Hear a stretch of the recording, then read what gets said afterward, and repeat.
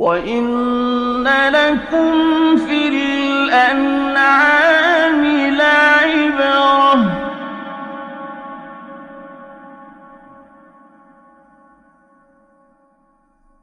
نُسْقِيكُم مِّمَّا فِي بُطُونِهِ مِن بَيْنِ فَرْثٍ وَدَمٍ لَّبَنًا خَالِصًا سَائِغًا لِّلشَّارِبِينَ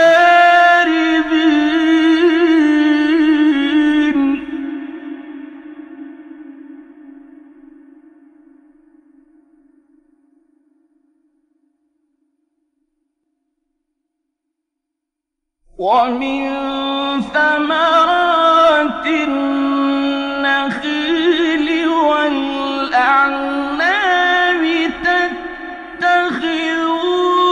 مِنْهُ سَكَرًا وَرِزْقًا حَسَنًا ۗ